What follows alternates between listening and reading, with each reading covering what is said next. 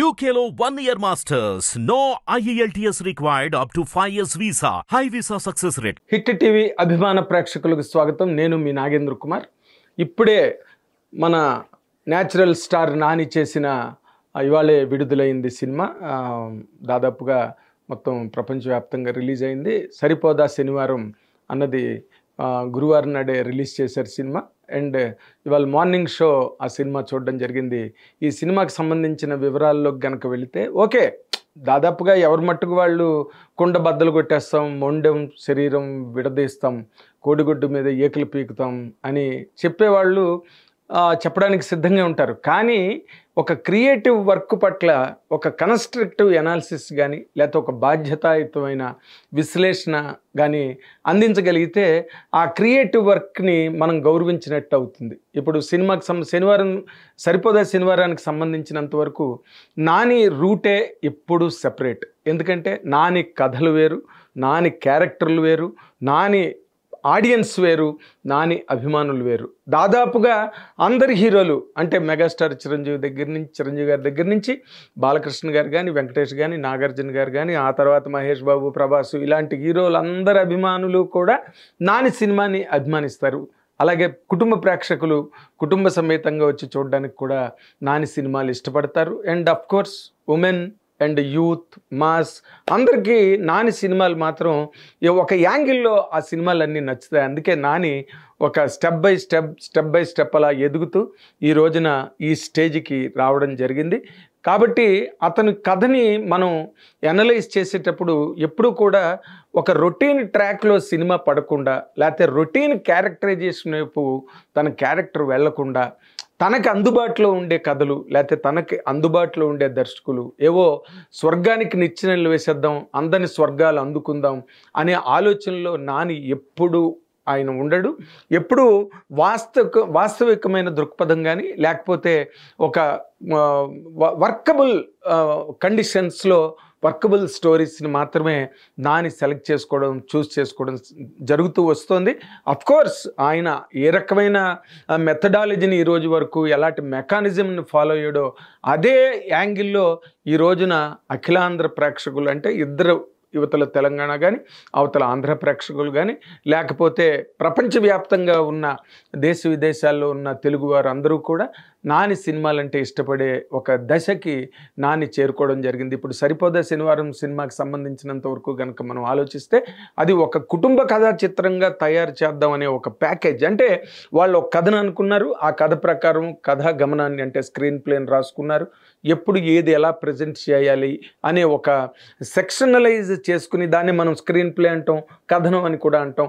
ఆ యాంగిల్లో కనుక చూస్తే ఈ సినిమా చాలా ఇంట్రెస్టింగ్గా నడిచిందనే చెప్పాలి. బిగినింగ్ అంతా కూడా నాని చిన్న కుర్రాడి క్యారెక్టర్ని, సూర్య క్యారెక్టర్ని తను ఏ విధంగా ఆ కోపిష్టితనం లేదా ఆ కోపం అనే యాంగర్ మేనేజ్మెంట్ అనండి లేకపోతే యాంగర్ ఇష్యూస్ అనండి, చిన్నప్పటి నుంచి కూడా ఒక అన్యాయాన్ని భరించలేకపోవడం, చిన్నతనం అంటే when you was very A kid level ఉన్నప్పుడే పక్కనున్న జరుగుతున్న తప్పుడు పనిని కానీ లేకపోతే ఒక అన్యాయాన్ని కానీ ఒక అరాచకాన్ని కానీ తను ఎదిరించి దాన్ని ప్రతిఘటించి దానికి తను దెబ్బలు తిన్నా ఎదుటివాడిని దెబ్బలు కొట్టినా ఆ రకమైన క్యారెక్టరైజేషన్తో ఆ క్యారెక్టర్ పుట్టి తల్లిదండ్రులకు కూడా తలనొప్పులు తెచ్చే విధంగా సినిమా ప్రారంభమవుతుంది 100%. దాంట్లో ఆ సాయి కుమార్ గారు అభిరామి తల్లిదండ్రులుగా చేసిన ఈ క్యారెక్టర్లో వాళ్ళు ఎంతసేపు కూడా ఈ చిన్న కుర్రాడు మనమైనా సరే మన పిల్లలు స్కూల్కి వెళ్ళి అక్కడ కొట్లాట్లాడినా లేకపోతే ఎవరితోనైనా గొడవలకు దిగినా తల్లిదండ్రులుగా అందరూ గాబరా పడతారు. అదే గాబరా సాయి కుమార్ గారు అభిరామి క్యారెక్టర్లో మనకి చాలా క్లియర్గా కనిపిస్తుంది. అందుకని ఆ తల్లి ఏం చేస్తుందంటే ఈ కుర్రాన్ని ఎట్లా కంట్రోల్ చేయాలి అనే దానికి, ఒరే బాబు నువ్వు ప్రతిరోజు అందరినీ కొట్టడానికి వెళ్ళకు, ఒక్క వారం పెట్టుకో, ఆ వారంలో అంటే ఆ కుర్రాడిని ఏ విధంగా రెగ్యులేట్ చేయాలి, ఆ విధంగా ఏ విధంగా వర్కౌట్ చేస్తే ఆ కుర్రాడు ఈ రకమైన కార్యక్రమాల కంటే కొట్టడాలు కొట్టించుకోవడాలు ఇలాంటి కార్యక్రమాలకి ఎలా దూరంగా ఉంటాడని తల్లి ఒక చిన్న పన్నాగం లాంటిది పన్ని ఆ కొడుకుని కొంచెం రెగ్యులేషన్లోకి తీసుకెళ్ళి నువ్వు తక్కువ వారాలు ఎవరిని ఏమనుకో, ఒక్క శనివారం నాడు పెట్టుకో, ఈ వారం రోజులు ఎవరెవరైతే తప్పులు చేశారో అవన్నీ వాళ్ళ పేర్లు, వాళ్ళు చేసిన తప్పులు నువ్వు డైరీలో రాసుకుని ఆ డైరీలో ప్రకారం ఆ శనివారం నాడు నువ్వు ఎవరిని శిక్షిస్తావు అనుకున్నావో, ఎవరిని రక్షిద్దాం అనుకున్నావో, ఎవరిని దండిద్దాం అనుకున్నావో, ఇవన్నీ కూడా నువ్వు శనివారం నాడు పెట్టుకొని ఆ తల్లి ఒక ఒప్పందం తీసుకుంటుంది. ఆ ఒప్పందానికి కొడుకు కూడా ఒప్పుకుంటాడు. ఆ ఒప్పుకున్న తర్వాత ఆ తల్లి అనుకోని విధంగా చనిపోవడం, ఈ కొడుకు పెద్దవాడు అవడం, ఈ కొడుకు మళ్ళీ అంటే ఈ క్యారెక్టరైజేషన్ ఎట్లా చేశారంటే, నాని క్యారెక్టర్ నార్మల్గా ఫ్యామిలీ ఆడియన్స్ బాగా రిసీవ్ చేసుకుంటారు నాని అనే హీరోని. అందుకని ఒక ఫ్యామిలీ ఆస్పెక్ట్లో అతను ఒక ఎల్ఐసి ఏజెంట్, ఆ ఎల్ఐసి ఏజెంట్ ద్వారా తను చక్కటి సక్సెస్ఫుల్ ఎల్ఐసి ఎంప్లాయీ సినిమాలో. కానీ బట్ ఈ శనివారం అనే ఆస్పెక్ట్ మాత్రం సినిమా ఆయనతో పాటు పక్కనే ప్రయాణం చేస్తుంటుంది. శనివారం నాడు ఈ అంటే తప్పు చేసిన వాళ్ళని కొట్టడం, శిక్షించడం అనే ఒక కార్యక్రమం మాత్రం నాని క్యారెక్టర్తో పాటు అలా ట్రావెల్ చేస్తూ ఉంటుంది. ఈ ట్రావెలింగ్లో ఏమవుతుందంటే ఎస్జే సూర్య తమిళ్ డైరెక్టర్, మనకు తెలుసు బాగా ఖుషి సినిమాని డైరెక్ట్ చేసిన ఎస్జే సూర్య, ఈ సినిమాలో విలన్ లాంటి ఒక నెగిటివ్ క్యారెక్టర్, అంటే మరీ దారుణమైన ఏదో పెద్ద పెద్ద సినిమాల్లో ఉండే అంత దారుణమైన క్రూరమైన విలన్ కాదు, కానీ 100% నెగిటివ్ క్యారెక్టర్ విలనే ఈ కథ వరకు. ఈ కథకుండే సాఫ్ట్నెస్, ఈ కథకుండే ఒక సెరెనిటీ ఏదైతే ఉందో, ఈ కథకుండే ఒక సాఫ్ట్ నేచర్ ఏదైతే ఉందో, ఆ సాఫ్ట్ నేచర్కి తగినంత వరకు కూడా ఎస్జే సూర్య చాలా పెద్ద విలన్ ఈ సినిమాలో. తన వల్లే అన్ని ఇన్సిడెంట్లు ముందుకు జరుగుతూ ఉంటాయి, ముందుకు దొరుకుతూ ఉంటాయి. ఆ ఎస్జే సూర్యాన్ని తిని ఎట్లా కన్ఫ్రంట్ చేస్తాడు, ఎందుకు కన్ఫ్రంట్ చేస్తాడు, చిన్నప్పుడు తన కుటుంబ సభ్యురాలైన ఆ అమ్మాయి ఎలాగ దూరం అయింది, తర్వాత మళ్ళీ ఆ అమ్మాయి పోలీస్ ఆఫీసర్గా రావడం, అండ్ ఒకానొక పర్టికులర్ దశలో ఇప్పుడు వాడు ఉంటే బాగుండు వాడిని అడిగేదాన్ని అంటుంది అమ్మాయి.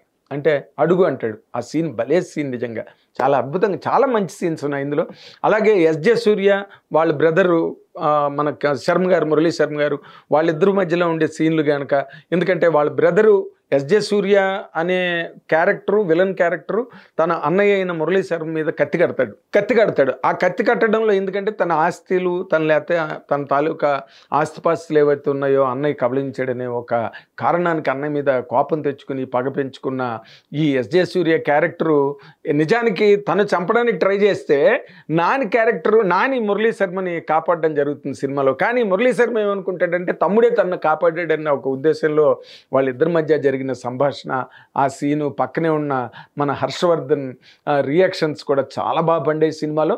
అండ్ సెకండ్ హాఫ్ అయితే మీరు ఆ యాక్షన్ ఎపిసోడ్స్ గట్ట కూడా ఆ పర్టికులర్ ఏరియా ఏదైతే ఉందో, సోకులపాలెం అనే ఒక ఏరియా, ఆ ఏరియాలో జరుగుతున్న ఎస్జే సూర్య ద్వారా జరుగుతున్న అన్యాయాలు అవన్నీ కూడా చాలా బాగా, అంటే ఒక లైఫ్ని మనం చూసేటట్టుగా మన కళ్ళెదురుగుండా ఇలాంటివి, మన ఊళ్ళోనే ఇలాంటి ప్లేస్ ఉందా, ఇలాంటి అన్యాయం జరుగుతుందా, ఈ పోలీస్ ఆఫీసరు వాళ్ళ మీద ఇలాంటి దాష్టీకానికి, ఇలాంటి క్రూరత్వానికి పాల్పడుతున్నాడా అనే ఒక దిగ్భ్రమ మనకు కలుగుతుంది. అలాంటి వాతావరణంలోకి ఎప్పుడైతే నాని ఎంటర్ అయ్యాడో ఆడిటోరియంలో విపరీతమైన రిలీఫ్, విపరీతమైన చప్పట్లు, క్యాక్లు, గందరగోళం థియేటర్ అంతా సెకండ్ హాఫ్లో. 100% బ్రహ్మాండంగా ఉన్న యాక్షన్ ఎపిసోడ్స్ చాలా బాగా ఆర్టికులేట్ చేశారు, చాలా బాగా డిజైన్ చేశారు. అండ్ మధ్యలో అంటే ఏదో లవ్ అఫైర్ కోసమని, లవ్ సీన్స్ కోసమని అందులో నాని చేత లాస్ట్లో డైలాగ్ కూడా చెప్పించారు కావాలని. ఎందుకంటే సినిమాలో రొమాన్స్ కోసం రొమాన్స్, పాట కోసం పాట, ముద్దు కోసం ముద్దు, ఇలాంటి సీన్లు లేనే లేవు. They always depended on the story. ఒక సీరియస్ స్టోరీని చెప్పాలనుకున్నారు, అది ఒక ఫ్యామిలీ బ్యాక్డ్రాప్లో చెప్పాలనుకున్నారు.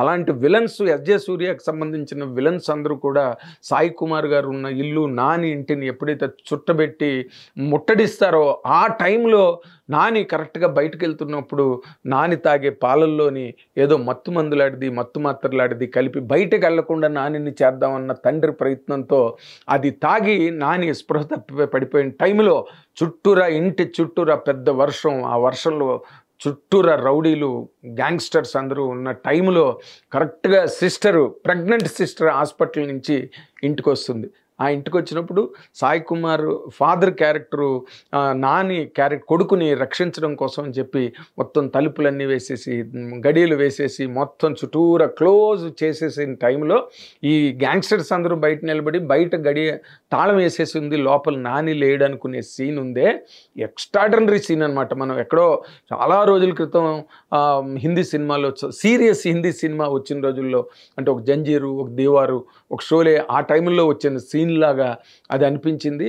ఆ సీన్లోని ఎప్పుడైతే ప్రెగ్నెంట్ సిస్టర్ ఇంటికి వస్తుందో అక్కడ ఆ సీన్ మాత్రం చుట్టూరా గ్యాంగ్స్టర్స్, తెలివి తప్పిపోయి ఉన్న నాని, చాలా గాబరాలో, గందరగోళంలో, భయంలో ఉన్న తండ్రి సాయి కుమారు, ఆ టైంలో అక్కడికి ప్రెగ్నెంట్గా వచ్చిన అక్క చెల్లెలు, ఇవి సీన్ మాత్రం ఎక్స్ట్రాడినరీగా పండించారు. సినిమాలో మాత్రం పెన్ డ్రాప్ సైలెన్స్, చాలా ఒక స్పైన్ చిల్లింగ్ సీన్ అనమాట. ఇది ఏమవుతుంది అన్నది దాన్ని చాలా బాగా హ్యాండిల్ చేశారు.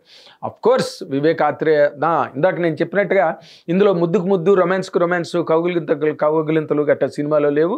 అందుకనే లాస్ట్లో ఏం చేశారంటే, నాని చేస్తే నాకు అన్నీ ఉన్నాయి, కోపం ఉంది, యాక్షన్ ఉంది, అది ఉంది, ఇది ఉంది, కానీ రొమాన్సే లేదు నాకని ఒక డైలాగు నాని చేతి చెప్పించారు. అది కూడా బాగా పండింది. ఎందుకంటే అప్పటి వరకు జరిగిన సినిమాలో ఎక్కడ కూడా ఒక రొమాన్స్ అనేది మనం చూడము. కేవలం చిన్న అట్రాక్షన్ మాత్రం చాలా చాలా డిగ్నిఫైడ్గా, అంటే చక్కగా ఫ్యామిలీ ఆడియన్స్, అంటే ఇవాళ రేపు సినిమాలు ఎలా వస్తున్నాయో మనకి తెలుసు కదా అని, హగ్గింగ్లు, కిస్సింగ్లు, ఇంకా అంటే థియేటర్ని వేడెక్కించే పనులన్నీ కూడా సినిమాల్లో జరుగుతున్నాయి స్క్రీన్ మీద.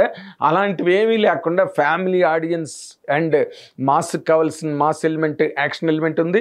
అలాగే ఫ్యామిలీ ఆడియన్స్కి కావాల్సిన ఒక నీట్నెస్, నాని సినిమాల ద్వారా ఫ్యామిలీ ఆడియన్స్ ఏం ఎక్స్పెక్ట్ చేస్తారో అది నిండుగా మెండుగా ప్రతి సీన్లోని చాలా జాగ్రత్త పడి, and of course Nani 100% Nani hand ఉంటుంది, నాని చేసుకోకుండా ఉండడు. ఎందుకంటే ఆయన కథ సెలెక్ట్ చేసుకున్నప్పుడే అలాంటి మంచి చెడులు చూసుకుని మాత్రమే కథను సెలెక్ట్ చేసుకునే ఒక చాలా స్ట్రిక్ట్ అండ్ సివియర్ ప్రాక్టీస్ ఉన్న హీరో నాని. కాబట్టి ఇలాంటి కథల వరకు నాని చాలా జాగ్రత్త పడ్డా ఉన్నది మనం ఎప్పుడూ చూస్తూనే ఉన్నాం. వివేక్ ఆత్రేయ రాసిన కథ చాలా కొత్తగా, అంటే ఇంతకుముందు వాళ్ళిద్దరూ కాంబినేషన్లో వచ్చిన అంటే సుందరానికి ఈ సినిమాకి అసలు డిఫరెన్స్ అనమాట.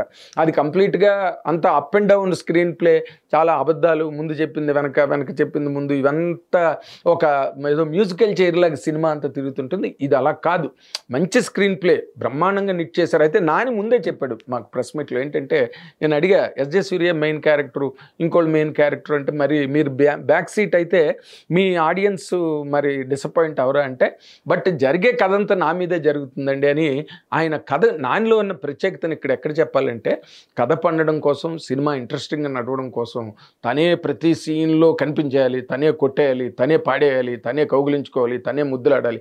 ఇలాంటి స్కీమ్ సినిమాలో లేకుండా చాలా నిజాయితీగా, అంటే ఒక సినిమాని, మంచి సినిమాని అందించాలని ఒక చాలా కృత నిశ్చయంతో, దృఢ సంకల్పంతో నాని చేసిన సినిమా ఇది. అందుకని మీకు అది క్లియర్గా కనిపిస్తూ ఉంటుందన్నమాట.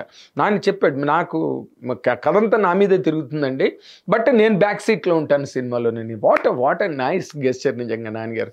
100% హ్యాట్స్ ఆఫ్ అని చెప్పాలి. ఎందుకంటే నాని లాంటి హీరోలు ఉండడం వల్ల ఈ మధ్య ఎన్ని సినిమాలు వచ్చాయో, ఎన్ని సినిమాలు పోయాయో మనకు అన్నీ తెలిసినవే.